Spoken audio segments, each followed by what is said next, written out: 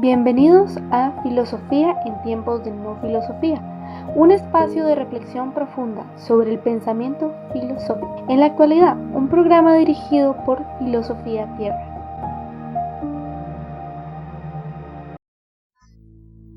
No améis al mundo ni las cosas que están en el mundo. Si alguno ama al mundo, el amor del Padre no está en él.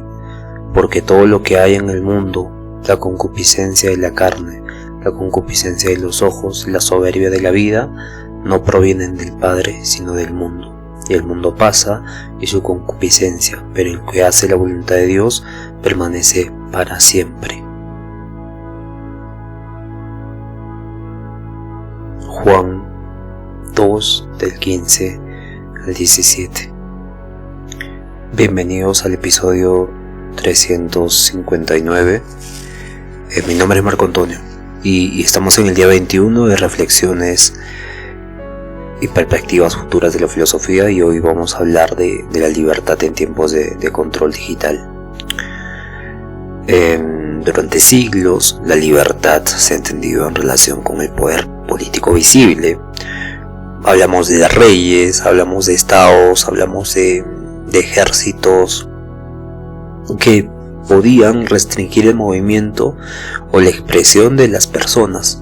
Sin embargo, en el siglo XXI el escenario ha cambiado totalmente, y hoy el control no siempre se ejerce con cadenas físicas ni con censura explícita, sino mediante las redes, toda la red de internet, por medio de los algoritmos, ¿no? Podemos tener esta restricción de contenido. O sea, en algunos países van a estar prohibidas ciertas páginas, como por ejemplo Corea del Norte, ¿no?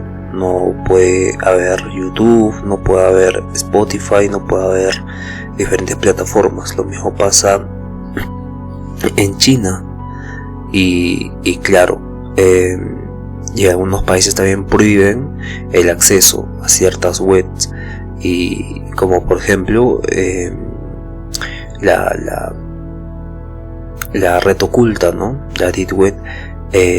Sin embargo, la digitalización de la vida ha creado una sociedad que está muy vigilada, ¿no? No sabemos nosotros lo sorprendentemente vigilados que estamos. Cada búsqueda que hacemos tiene un tipo de registro. Por más que esté encriptado, hay un tipo de registro, ¿no?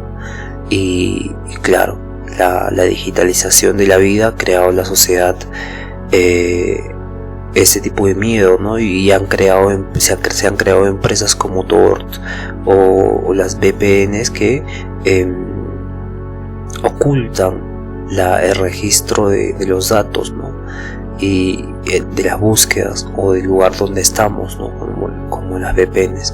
Y claro, la recolección masiva de información ha actuado de manera silenciosa, pero siempre ha sido constante, y tiene cierto tipo de rasgos muy precisos sobre el comportamiento de una población, sobre la búsqueda de una población, y claro, cómo influye esto en el ser humano, ¿no? Muchas veces pensamos que somos especiales o que somos únicos y diferentes, y cuando revisamos a profundidad los datos nos damos cuenta de que todos terminamos escuchando lo mismo, viendo lo mismo. Hay un tipo de algoritmo que nos invita a la unificación de todos, ¿no? Pero a la vez también a este tipo de vigilancia y uso de los datos mediante esta vigilancia.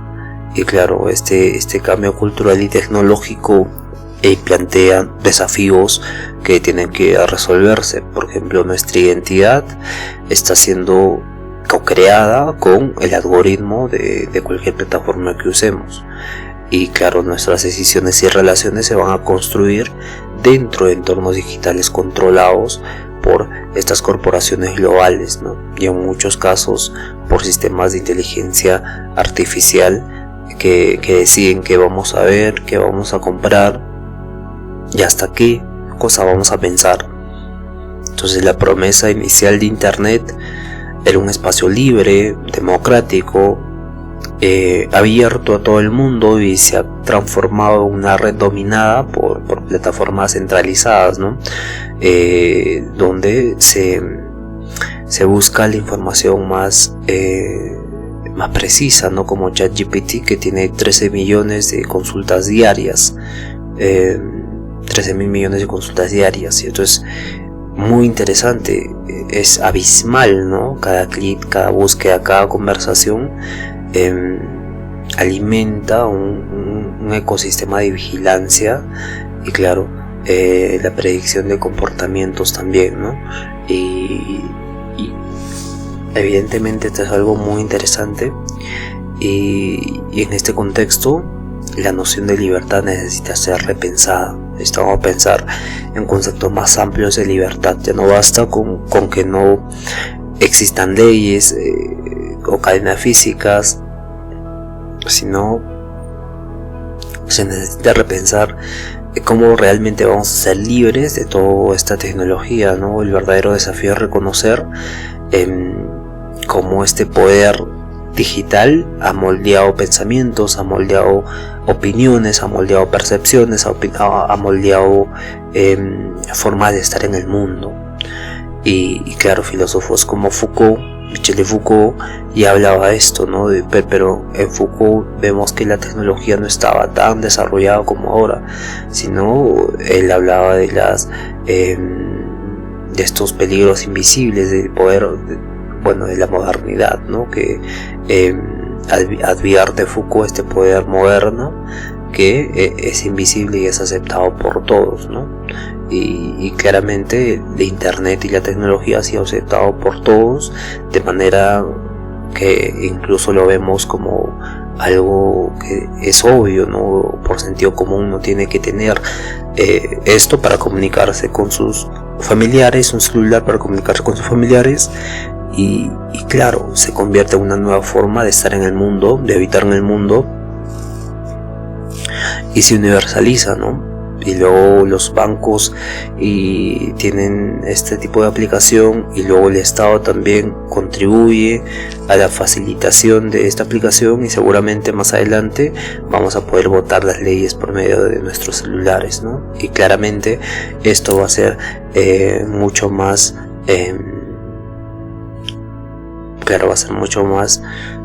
profunda la forma en que vamos a concebir la libertad,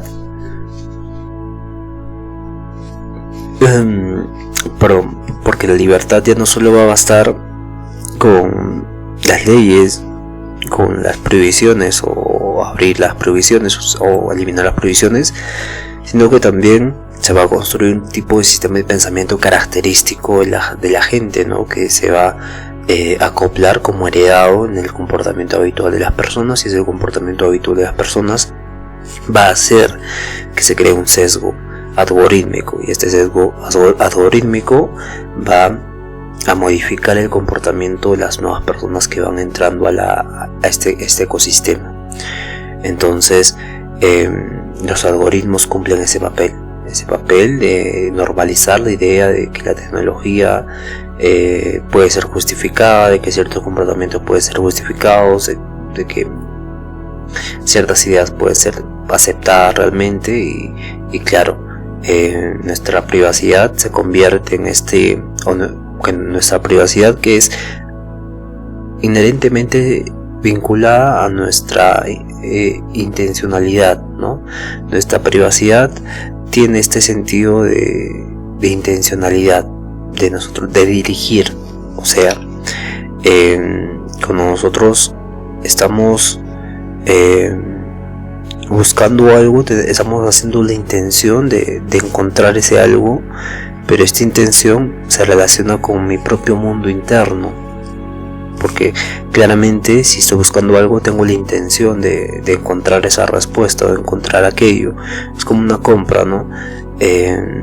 pero esta compra ¿dónde surge? Surge de la necesidad, surge del gusto, surge de diferentes características internas que uno tiene, propias de uno mismo, que hacen que tengamos esta intención. Entonces, con el futuro, la tecnología va a ser esta predictora de intenciones, y al tener esta predisposición, esta base de datos de nuestras intenciones, va a tener las formas de cómo moldear o de cómo perpetuar este sistema de búsqueda que tengo, o este sistema de hábito en la búsqueda de una intención, o en la búsqueda de la representación de mi intención. Y eso es lo que hablé hace un par de episodios, ¿no? Estos algoritmos van a crear un tipo de identidad propia, y no va a haber un tipo de expansión de conciencia, ¿no? Porque van a leer tantas veces la misma pregunta, o la misma intención que tú haces en internet, que van a bombardearte esas cosas que van a reforzar tu identidad de que tiene que ser así, o de que tiene que eso tiene que no ir en contra de la identidad que han creado estos sistemas algorítmicos. Y claramente, cuando no hay un avance en la conciencia sobre este sistema algorítmico co-creado junto con tu identidad, no hay un tipo de progreso humano, no hay una expansión de conciencia. Y la filosofía trata de eso, ¿no? Siempre he dicho que la filosofía no es literatura, ¿no? Es la expansión de la conciencia misma, ¿no? Es expandir el conocimiento, expandir la noción de nosotros mismos, expandir todo lo que corresponde holísticamente al hombre. Hablamos de ética y relacionado con la práctica, hablamos de epistemología relacionado con cómo conocemos, hablamos de metafísica, de explicar cosas que lógicamente entran muchas veces en contradicción o en inconsistencias, y buscar la consistencia, ¿no? Buscar la forma para que surja este avance. Y claramente, cuando los algoritmos te muestran siempre una identidad basada en tu intención, ha creado esta identidad y se ha robustecido esta identidad tuya. Y claramente, para salir de esta construcción algorítmica de tu identidad, se necesita un cambio de conciencia, ¿no? Una superación de ti mismo, en otro sentido, que invite a romper estos esquemas algorítmicos que han creado tu identidad. Evidentemente, la privacidad digital entra en juego acá, ¿no? Vemos como por medio de la privacidad digital se llega a la intención de la persona, y la intención de la persona constituye un tipo de marco identitario que hace que siempre actúes de esa forma, ¿no? Y claramente esto es algo que se tiene que estudiar por medio de la filosofía, este fenómeno nuevo que ha aparecido, emergente, y claro, dar una respuesta o una solución a todos estos futuros problemas que va a tener la sociedad más adelante, ¿no? Y claro, aquí tenemos que tomar el factor del crecimiento del tiempo, ¿no? Nosotros con el tiempo vamos creciendo, vamos cambiando de gustos, pero hay una tendencia en que las personas adultas que tienen esta cultura de los videojuegos, ¿no? Hay toda una comunidad sobre los cómics, hay toda una comunidad que de los Lego, por ejemplo, personas adultas jugando Lego, y claramente se ve un tipo de, no voy a decir conchudamente, que es una inmadurez, ¿no? Pero se puede ver que hay una inmadurez a nivel de identidad en las redes, con este mundo digitalizado, porque casi todo está permitido, ¿no? Y claramente en contextos de guerra en el siglo XX, uno tenía que ir a la guerra a los 17 años, 18 años y llegaba a la casa a los 25 años o 21 y ha cambiado totalmente, ¿no? Y claro, la libertad tiene otro sentido ahora. Y vivimos hiperconectados, pero también vivimos hiperobservados, ¿no? Hiperanalizados. Todo lo que hacemos se registra y el algoritmo se convierte en este tipo de observador general de toda la intención que tienes en la búsqueda de internet, ¿no? Y somos usuarios. Somos usuarios para este algoritmo. No hay un tipo de identidad predefinida, él es Marco y ese Marco, esto, sino que este usuario, esto, ¿no? Y este usuario, esto. Entonces se crea un sesgo identitario que básicamente unifica a este usuario con este usuario, ¿no? No son Marco y Juan, sino que es usuario. El algoritmo no conoce la condición humana, no conoce la característica que hace a Marco y hace a Juan, ¿no? Pero a menudo los trata como productos. Y claro, en el escenario actual nos obliga a preguntarnos si seguimos siendo dueños de nosotros mismos, de nuestras decisiones, de nuestras compras, de nuestra vida y de nuestra construcción identitaria, o hemos delegado parte de esta autonomía a sistemas que no comprendemos del todo y que básicamente somos los títeres de estos algoritmos. Evidentemente, recuerdo una conversación hace tiempo con un docente. Es un buen docente. Pueden buscarlo, se llama Samuel Rivera, y es filósofo, ¿no? Tiene muchos escritos muy interesantes sobre Heidegger, sobre el ser, y claro, hablábamos de la tecnología, ¿no? Y cómo esta tecnología muchas veces está controlada por intereses económicos muy grandes, ¿no? Y claramente yo le decía que internet era libre, ¿no? Pero en el sentido de libertad, comprendida como un lenguaje. O sea, cuando tú conoces Python o cualquier lenguaje de computación, existe un tipo de libertad, ¿no? Libertad de creación en aquel internet, ¿no? Por ejemplo, todos hemos usado ChatGPT. ChatGPT te dice qué pensar, cómo actuar y demás. Pero al conocer el lenguaje se puede crear un ChatGPT que te genere conciencia, como hemos hecho con filosofiatierra.app. Pueden ir al apartado de filosofía y pueden hacer este tipo de prueba, ¿no? Le preguntan cualquier cosa y te va a hacer pensar la inteligencia artificial. En ese caso, cualquiera que conozca el lenguaje de programación entra a un mundo abierto, libre de creación, por medio de internet. Evidentemente en algunos países tal vez se va a prohibir o no se va a poder usar, pero tienen la VPN también, ¿no? La VPN que básicamente cambia la dirección de IP del dispositivo y se va a poder acceder a YouTube en Corea o Corea del Sur, en diferentes partes del mundo, ¿no?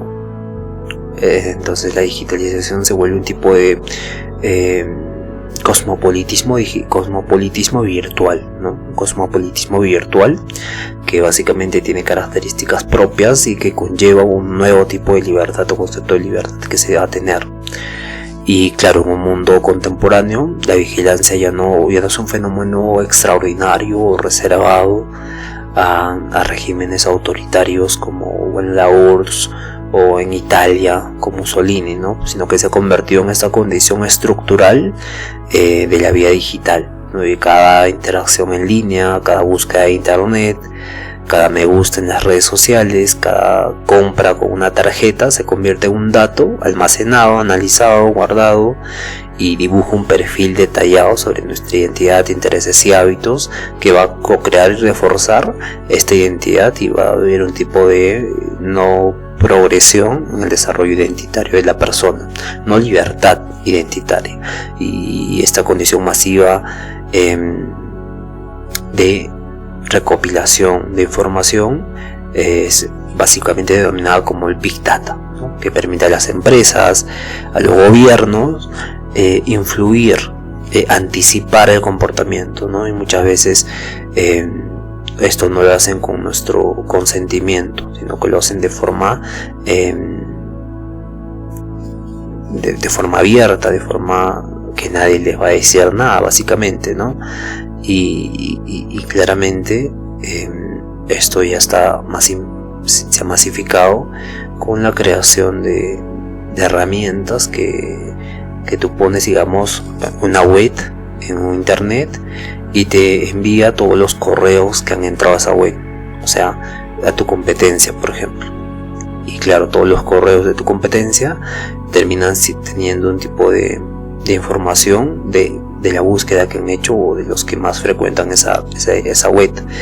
Y claro, tú envías el mismo correo a todas estas personas y básicamente estás entrando en el juego identitario de esta persona que ha buscado esa web, ¿no? Y claro, tú eres otra opción parecida a esa web que compites con ello a mejor precio y demás.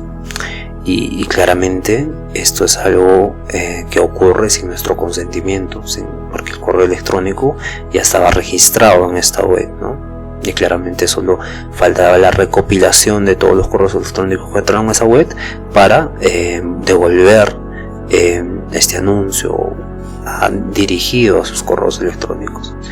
Y claramente todo esto se hace sin consentimiento muchas veces, el famoso spam, ¿no? Y tenemos, por ejemplo, sistemas muy interesantes como en China, ¿no? En China ya se paga con el rostro, con esta ID facial, ¿no? Y es muy interesante porque China evalúa el comportamiento de sus ciudadanos por medio de esto, ¿no? Que compran, cómo actúan, y aparte que las cámaras con inteligencia artificial permiten predecir comportamientos y claro, lo traducen en puntuaciones que afectan el acceso a servicios, ¿no? Es como esa película, o como Black Mirror, un capítulo donde no es Black Mirror, es una película donde cada persona tenía una puntuación del 1 al 5, ¿no? La puntuación 5 eran las personas socialmente agradables, sociables, buenas, por así decirlo, y los que tenían el 1 o más bajo eran las personas desagradables, antisociales y demás, no condicionadas a las estructuras simbólicas de una sociedad, ¿no? Y claramente la película trataba de que una chica había bajado del 5, del 4.9 al 3, al 2 y básicamente estaba en descenso. Y claramente podemos ver cómo China está haciendo lo mismo, ¿no? Ilustra este potencial de la tecnología para establecer nuevas formas de control social. Y en Occidente, aunque la lógica es distinta a China, la explotación comercial de los datos por las grandes empresas produce formas de control también igualmente efectivas, ¿no? Si tú buscas reloj ahora, o Rolex o Tyson o Philippe o Patek, en fin, te va a aparecer relojes, páginas de compra de esos relojes, videos de compra de esos relojes. Entonces va a predecir un comportamiento y va a crear un nuevo tipo de identidad.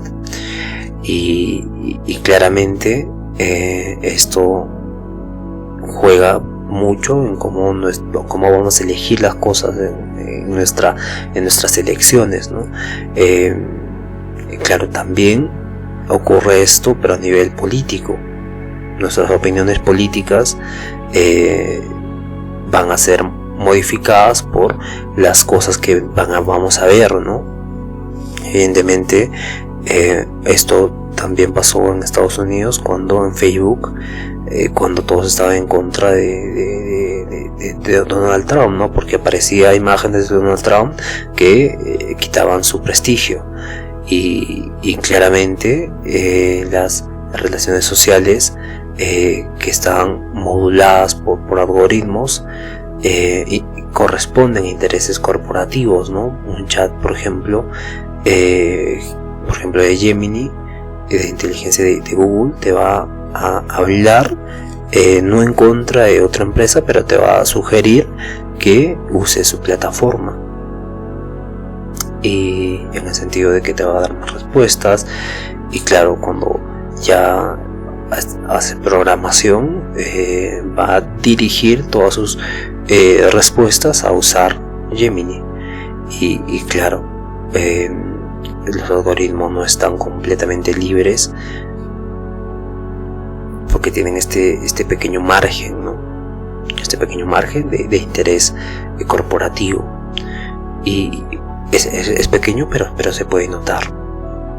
Y claro, desde la perspectiva filosófica, este fenómeno confirmaba la intuición de Foucault, ¿no? Sobre el panóptico, sobre el panóptico, que es un mecanismo de poder que funciona no tanto por vigilancia constante, sino por una sensación de que siempre estamos siendo observados, ¿no?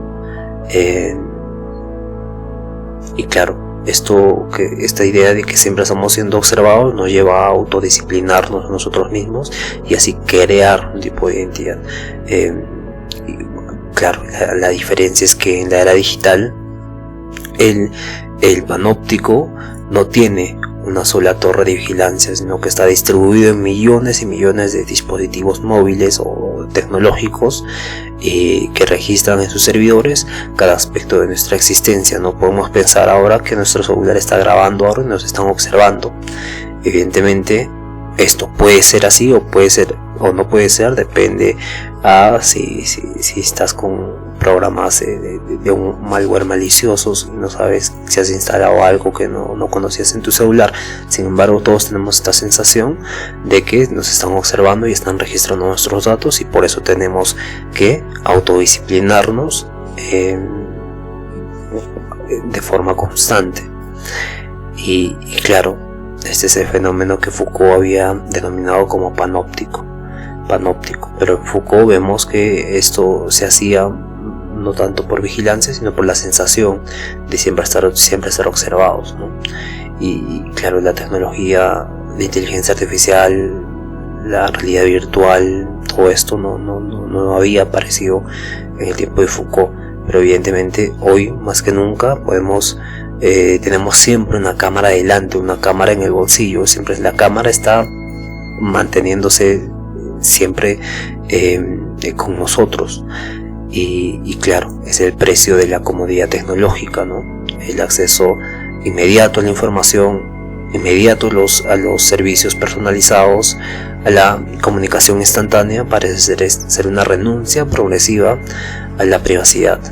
Y claro, esta renuncia no siempre es voluntaria ni es consciente, ¿no? El usuario promedio desconoce el alcance real de la recolección de datos, del Big Data que puedan tener sobre su información. Y claro, también desconoce la capacidad que tiene la inteligencia artificial de predecir un comportamiento o de conocer a la persona y situarla en un cierto tipo de categoría. Y claro, la vigilancia masiva no solo erosiona nuestra privacidad, sino que también reconfigura el concepto mismo de libertad. Tiene que cambiar porque lo desplaza de lo jurídico a lo tecnológico. Desplaza el concepto de libertad de lo jurídico a lo tecnológico.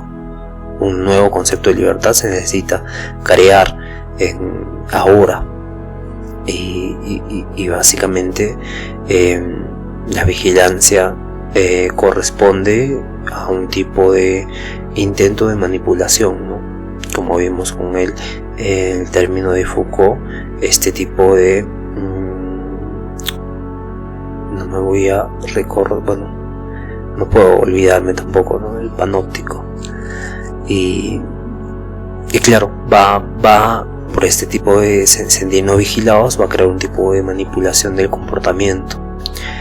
y claro, la manipulación del comportamiento, como dijimos antes, va a crear un tipo de identidad permanente, ¿no?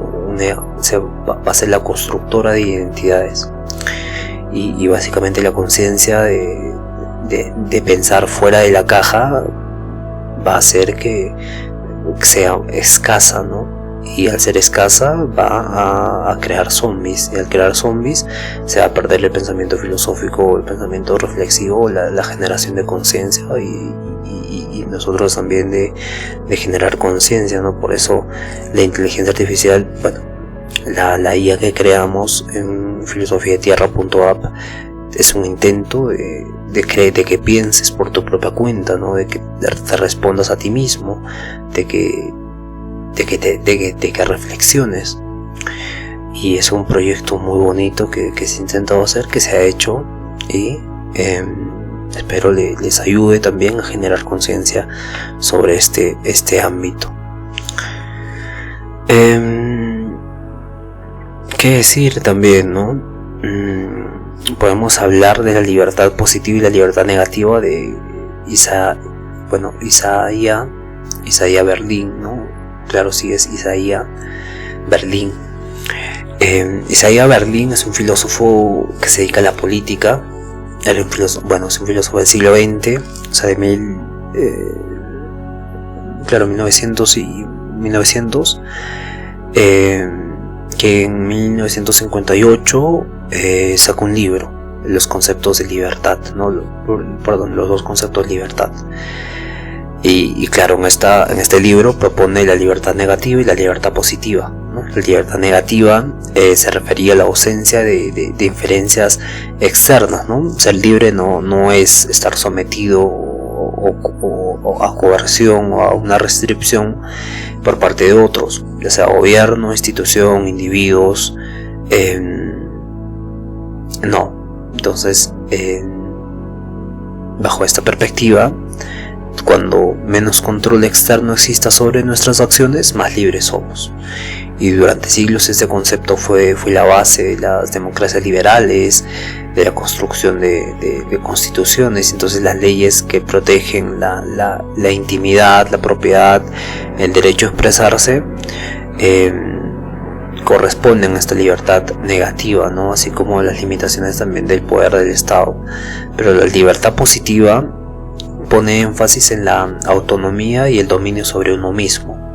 Ser libre no solo es estar libre de restricciones impuestas por otros externos, sino también poder actuar según la propia razón y la voluntad. Entonces, desarrollar este propio potencial de conciencia o de participación activa en las decisiones que afectan nuestra vida en común es una libertad. Esto implica la noción más interesante y más profunda, donde no basta con eliminar estos obstáculos externos, de eliminar gobiernos totalitarios o autoritarios, sino que también internamente no estar dominados por la ignorancia, no estar dominados por el desorden, las pasiones, o estar dominados por sistemas que nos manipulan, ¿no? Y claro, en el siglo XXI esta distinción adquiere nuevas dimensiones. Porque en el mundo digital no podemos gozar de una aparente libertad negativa, ¿no? Nadie nos prohíbe acceder a las redes sociales, o comprar en línea, o expresar una opinión en internet sobre un gobierno, sobre lo que fuese.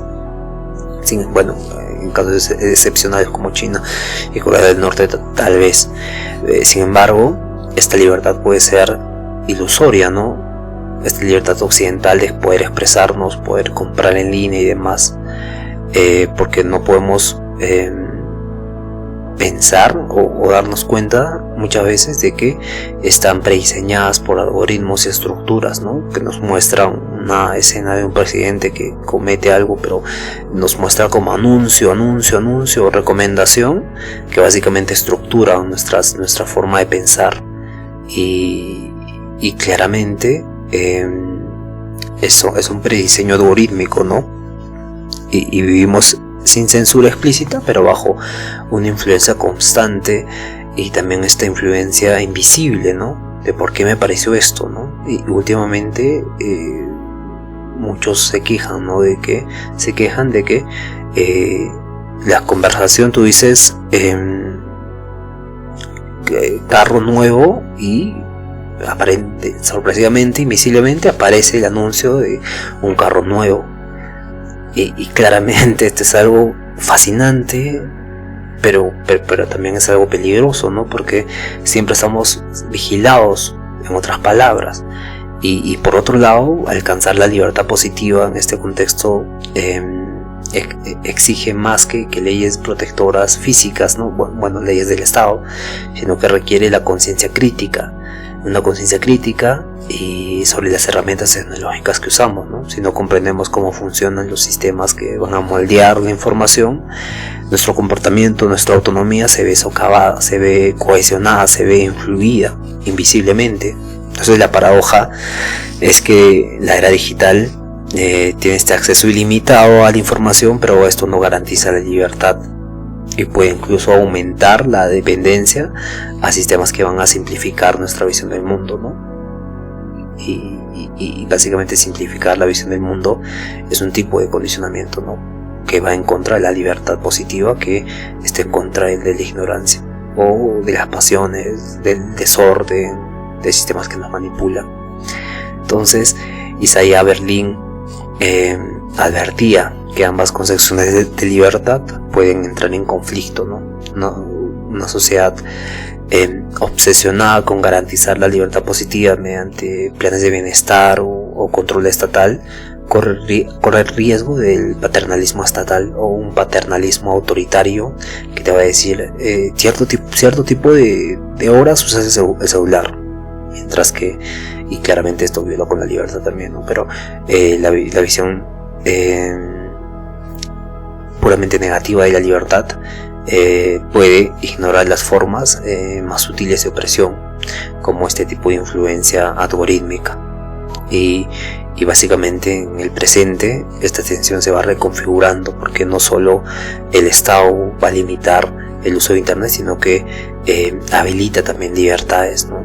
Y claro, habilita libertades, pero a la vez no se da cuenta que te limita a pensar estructuradamente sobre este prediseño algorítmico. Y también las corporaciones tecnológicas operan como nuevas estructuras de poder, ¿no? Que claramente, supongamos en un futuro, el que tenga el acceso a Google, por ejemplo, o hackee Google, tiene este tipo de control de información que se va a transmitir por medio del celular, ¿no? Un tipo de conflicto geopolítico, por ejemplo. Y claro, hay una preocupación muy importante también con las computadoras cuánticas, ¿no? Que ya hablamos, lo volvemos a repetir. Las computadoras cuánticas resuelven de manera instantánea porque ocupan todos los espacios de resolución que puedan haber. Por ejemplo, una computadora normal tiene le pones un laberinto y uno por uno va recorriendo y va encontrando la salida, pero en las computadoras cuánticas todas pasan de una vez por los agujeros de este laberinto y al mismo tiempo, ¿no? Y cuando llega la respuesta más rápido. Entonces la encriptación de las conversaciones o de las contraseñas o de los datos bancarios se hace por este sistema de encriptado, ¿no? Que básicamente en forma simple se va guardando números aleatorios para este tipo de conversación, ¿no? Y cada encriptación es diferente a la anterior y es diferente a todas. Y claro, se pierde en este conjunto de cuadros, para ver sencillamente en este conjunto de tablas que se combinan unas con otras. Entonces por eso es difícil desencriptar una conversación de WhatsApp, en este caso, claro, cuando no tienes el acceso, ¿no? Pero enfocándonos en esto, es difícil la encriptación de una contraseña, por ejemplo. Y más difícil cuando está compuesto por caracteres de números o asteriscos, signos de interrogación y demás. Y en este sentido, las computadoras cuánticas tendrían esta solución más rápida, ¿no? Donde al mismo tiempo entrarían por todas las alternativas correctas, por todos los agujeros de este laberinto y encontrarían la solución más rápido. Y claro, hay una lucha por esto, ¿no? Hay una lucha por la información ahora y claro, el desarrollo de las computadoras cuánticas permite esta nueva apertura a entrar en esta nueva forma de control, control político, control, el uso indebido, el uso malicioso de las computadoras cuánticas, ¿no? Y porque ¿qué pasa si un hacker decide desarrollar y logra acceder a una computadora cuántica? Termina accediendo a las contraseñas, a los datos bancarios de cualquier persona, de cualquier país, ¿no? Porque cada sistema tiene su sistema de autentificación, cada plataforma, ¿no? Cualquier estado tiene este sistema de autentificación y claramente cuando esté roto, evidentemente está expenso, o por ejemplo de un banco, ¿no? Y básicamente ese es un peligro muy importante que básicamente nos tiene que hacer reflexionar sobre cómo va a ser el futuro, ¿no? En un mundo que estás hipervigilado, hiperconectado, pero ¿qué pasa cuando hay rupturas en esta hipervigilancia, ¿no? Ya vimos que los algoritmos, podemos sacar los emails, bueno, los Gmails, los correos, en otras palabras, de las páginas web donde se están suscritas cierto tipo de personas con cierto tipo de caracteres, con cierto tipo de identidades que han construido, que han buscado esa página, ¿no? Por ejemplo, la venta de relojes o de coches, ¿no? Hay un Gmail de registro que todos han tenido que hacer para entrar a esa página web. Entonces todo esto es expuesto y básicamente es un tipo de no ser libres en la búsqueda, en la intención que tienes de encontrar algo, de accionar, de comprar algo y demás. Y que básicamente una persona puede entrar a ese tipo de plataforma y puede sacar tu email, tu correo, y relacionarlo con otra empresa que es la competencia de esta, ¿no? Y básicamente esto ya estaríamos teniendo un problema, ¿no? De privacidad, porque nosotros al poner nuestro correo, nuestros datos, ya estamos haciendo un tipo de libertad, de expresión de libertad a querer acceder a esto, ¿no? Pero cuando otra persona viene y saca mi información, ya viola la libertad de mi privacidad. Y ahora peor, mucho más peor, con las computadoras cuánticas, con este desarrollo de las computadoras cuánticas y el peligro de la encriptación de las contraseñas y de los datos que guardamos, ¿no? Y claro, Verdi nos invita a reflexionar sobre el mundo digital y también nos invita a tener esta práctica consciente, ¿no? A ser más conscientes de la autonomía, a ser más conscientes de los beneficios de analizar la libertad negativa, la libertad positiva, los pros y los contras, y vivir una vida más equilibrada. Y claro, la comodidad no siempre conlleva un tipo de privacidad. La comodidad digital no siempre conlleva este tipo de libertad o el control de nuestra privacidad. Y claro, existe un tipo de autonomía y existe un tipo de dependencia tecnológica también, ¿no? Porque estamos dependiendo de la tecnología para todo casi, desde compras a comida en Rappi, taxis en Uber, redes sociales para vender algo, redes sociales para comunicarnos con alguien. Es esa dependencia tecnológica, ¿no? que socava la identidad y la autonomía, ¿no? O los videojuegos, o las películas que calman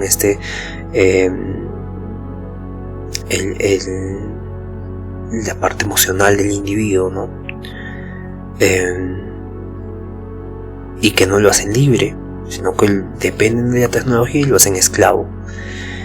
Una persona autónoma autónoma de esta digitalización sería aquella persona que no tiene internet, ¿no? Que no usa las plataformas digitales para su construcción identitaria, ¿no? Como su identidad, o no es esclavo de la dependencia tecnológica. Y claramente esta persona vive conectada con el mundo presente, vive conectada con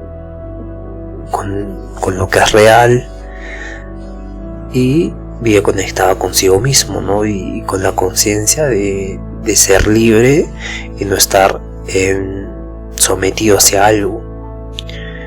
Y claro, la noción de autonomía se entiende como esta capacidad de gobernarse uno mismo, de tomar decisiones conscientes, de enfrentar un desafío sin precedentes anteriores. Entonces, la creciente dependencia tecnológica afecta esta autonomía del individuo, ¿no? De gobernarse a sí mismo, y lo socava en vicios digitales como la ludopatía o la dependencia a los videojuegos, a las películas, a la música, a las redes sociales, y claro, las prácticas cotidianas para dejar este tipo de dependencia tecnológica es muy vasta, ¿no? En un mundo que te invita siempre a estar hiperconectado. Y filosóficamente este fenómeno refleja lo que autores como Heidegger advierten sobre la técnica, ¿no? En este caso la tecnología, como algo que no es neutral, sino es una estructura de cómo nos vamos a manejar, cómo vamos a relacionarnos con el mundo. El concepto de Gestel, el concepto de Gestel, que es dispositivo, ¿no? Heidegger describía la tendencia de la técnica a reorganizar la realidad, ¿no? Como un recurso disponible que moldeaba nuestra visión, moldeaba nuestras prioridades. Y hoy esta organización es visible en nuestras relaciones con los datos, ¿no? Todo comportamiento humano puede cuantificarse, puede predecirse, puede comercializarse. Y la dependencia tecnológica también tiene esta dimensión política. Hay un filósofo chino, es muy conocido, ¿no? Es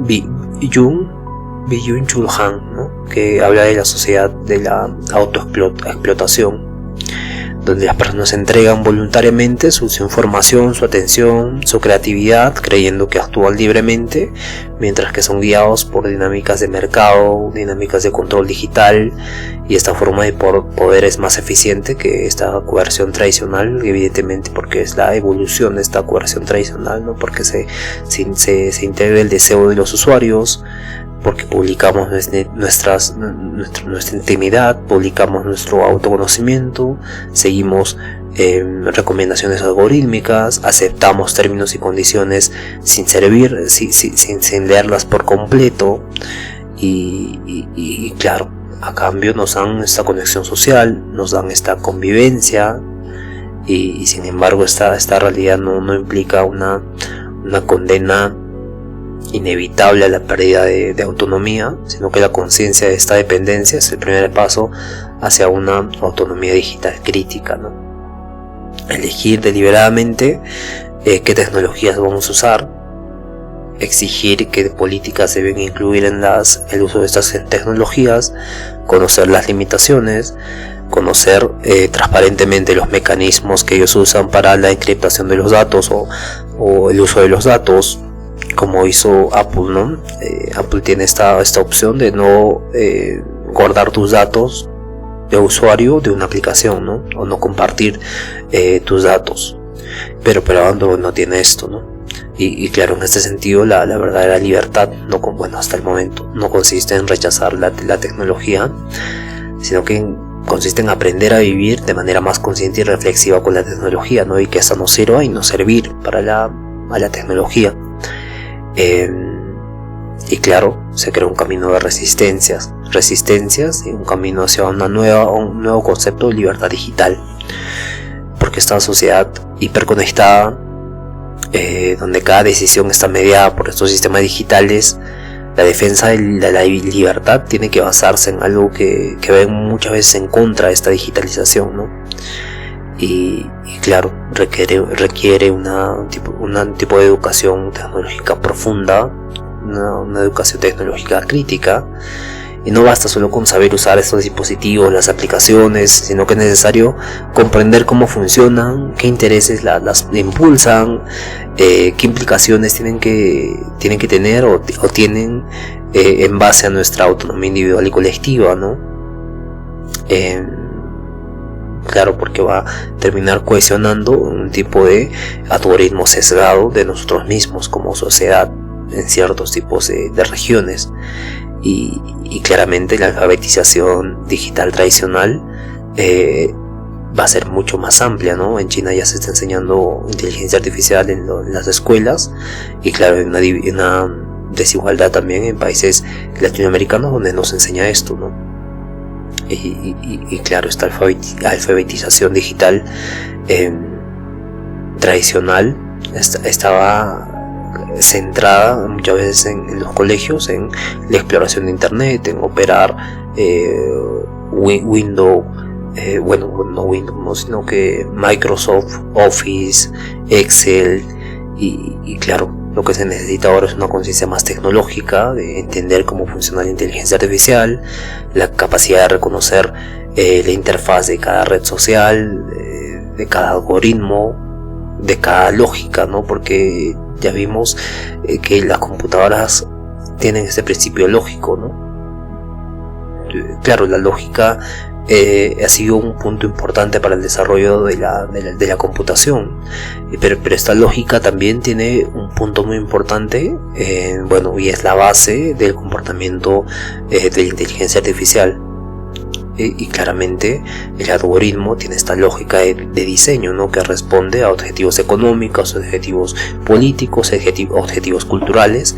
Y claro, esta conciencia transforma al individuo en alguien pasivo, pero cuando tiene esta educación tecnológica consciente, son capaces de cuestionar, de exigir transparencia, de pedirle a las corporaciones que pongan cierto tipo de condiciones o eviten cierto tipo de uso de datos no correctos. Y claro, filosóficamente esta propuesta de conciencia tecnológica, desarrollar esta conciencia tecnológica, entonces filosóficamente esta propuesta se enmarca en el ideal ilustrado de Atrévete a saber, ¿no? Que Immanuel Kant defendía como el camino hacia la libertad. En el siglo XVIII la emancipación o este tipo de libertarismo que se estaba produciendo en todo el mundo exigía aprender a pensar por uno mismo frente a la autoridad, ¿no? Y evidentemente de ahí surgen los movimientos independentistas. Y en el siglo XXI se requiere otra vez pensar en cómo libertarnos de la tecnología, no de esta digitalización. Comprender que los algoritmos no son neutrales y que nuestras elecciones están condicionadas es el primer paso para recuperar la autonomía. Y claro, se necesita una educación tecnológica crítica que debe incluir el estudio de los datos, o sea, la alfabetización de los datos, entender qué información producimos y cómo se almacena esa información, cuáles son los procesos de almacenamiento, las formas en que se almacena y quién las utiliza y cómo las utiliza y cómo esto repercute en nuestra actividad digital. También la transparencia algorítmica, donde aprender a reconocer estos sesgos en los sistemas de IA y también de redes sociales, ¿no? Por ejemplo, en la plataforma filosofiatierra.at tenemos este guardado espontáneo en tu dispositivo. Cuando estás haciendo una tesis no la guardamos y ya está, ¿no? En la nube o nuestros servidores, sino que esa tesis que estás construyendo se guarda en tu cache, en tu dispositivo, como cache. Y claramente cuando tú eliminas el cache, eliminas tus datos también. Entonces tú tienes la libertad de decidir, pero estás protegido a que nadie pueda entrar a ver tu tesis, la construcción de tu tesis, Y claramente esto es importante. Luego, en la transparencia algorítmica también están las redes sociales, ¿no? Como las redes sociales reconocen sesgos, reconocen nuestras compras y nos dan publicidad, ¿no? Cuando uno paga para que se publicite algo, hay un estudio, hay un cuestionario donde te dice tal edad, tal posición económica, tal zona. Entonces hay todo un tipo de sistema algorítmico que reconoce sesgos y que evidentemente sirve esto para las plataformas digitales también, para la publicidad en plataformas digitales.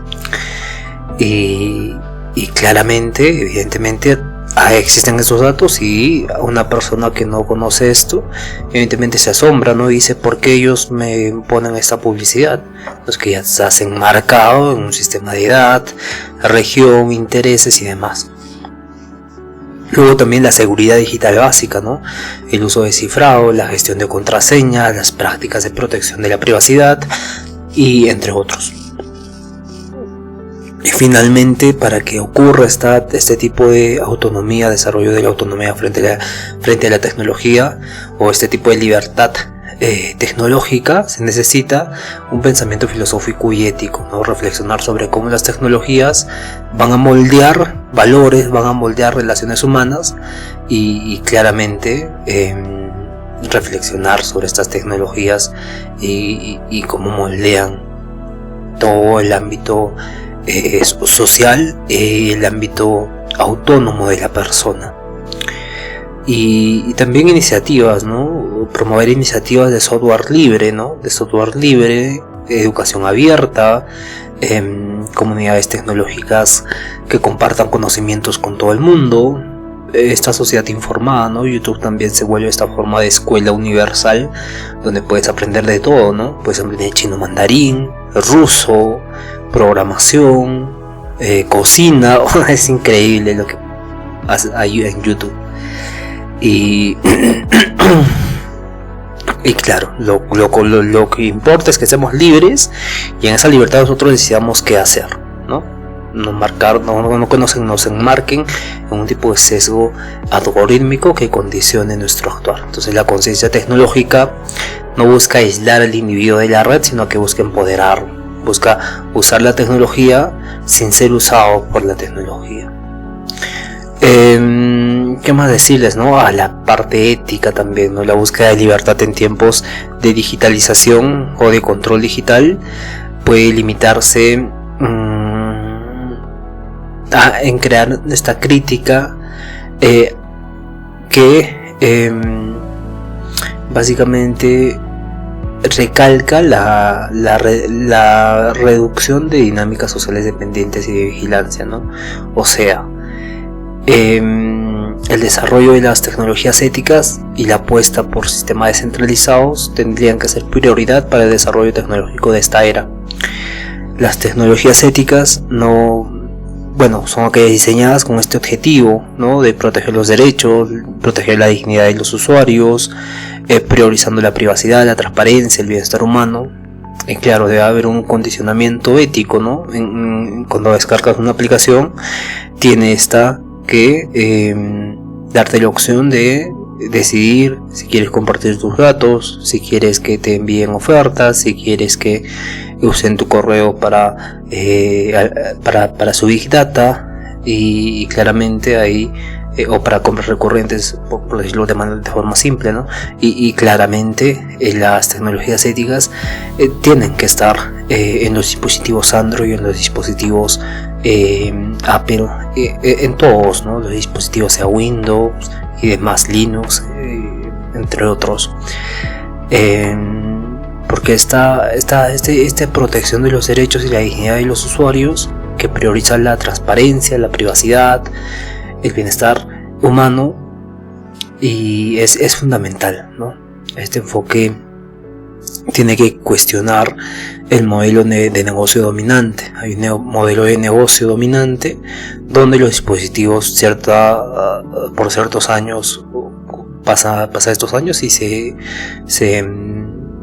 tiene errores en el software. y claramente esos errores en el software repercuten en la implementación del hardware y el uso del hardware, ¿no? Y que sobrecaliente y demás. Entonces,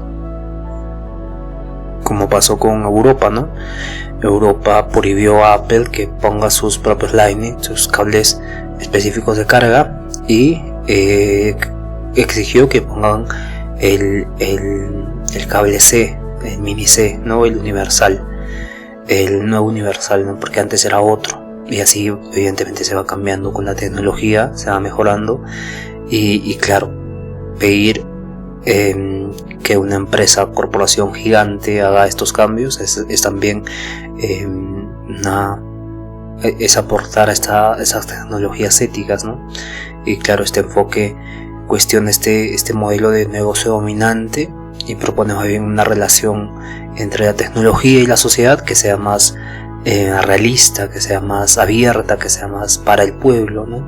Y claramente surgen también navegadores como DuckDuckGo o ProtonMail o Mozilla incluso, que son iniciativas que tienen este enfoque de privacidad, ¿no? Son respetuosas en no guardar los datos de búsqueda. El cache también puede ser activado o desactivado. Y claro, no manipulan la atención de los usuarios poniéndote anuncios como lo hace Chrome o Internet Explorer, sino que ofrecen estas herramientas seguras, respetuosas con la privacidad. Y evidentemente la publicidad que se ha puesto en YouTube lleva ya como 7 años más o menos, y antes no era así, ¿no? Podías ver antes cualquier video, evidentemente no te ponía publicidad, y claramente que te pongan publicidad es un tipo de manipulación pasiva sobre la compra o sobre una preferencia que puedas tener. E incluso estas propagandas que te ponen están específicamente relacionadas con tu Big Data más grande, ¿no? De que buscar recurrentemente, y evidentemente se vuelve un monopolio, ¿no? Google se ha vuelto un monopolio gigante que tiene a su cargo diferentes herramientas de digitalización, sea desde un correo electrónico, YouTube, Google, la búsqueda, Gemini, y claro, llega OpenAI y rompe con el esquema, con la inteligencia artificial, porque fue la primera en lanzarse, y termina siendo la que es más confiable, o que la que es más objetiva para las personas, ¿no? 13.000 millones de búsquedas en un día es algo impresionante, ¿no? En última instancia, las tecnologías éticas y también descentralizadas no solo son alternativas técnicas, sino que representan esta filosofía de la resistencia, ¿no?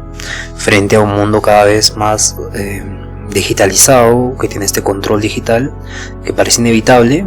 Se proponen modelos en la que la libertad no es solo esta promesa abstracta, sino que se basa en una arquitectura concreta con este tipo de alternativas como DuckDuckGo, Torque, hay una, claro, Minimalist Phone, y claro, la verdadera innovación en este sentido no es solo la que impresiona por su complejidad, sino aquella que devuelve el poder y la dignidad a quienes la usan, ¿no? Como también hacemos en filosofiatierra.app y el chatilla de filosofía, que te ayuda a pensar, a generar conciencia por ti mismo. Bien, entonces llegamos al final de este episodio, un episodio muy interesante, muy bueno. Pudo estar mucho mejor, todo puede estar mejor, todo puede ser mejorable, absolutamente todo. Y bien, muchas gracias por escucharnos. Nos vemos el día de mañana. Mañana vamos a hablar del sentido de la vida en la era hiperconectada, ¿no? La hiperconexión. Bien, nos vemos entonces el día de mañana. Cuídense todos, un fuerte abrazo, y mañana vamos a repasar algunos autores también. Conózcanse a sí mismos. Bendiciones a todos, y por favor, sean felices. Hasta el día de mañana.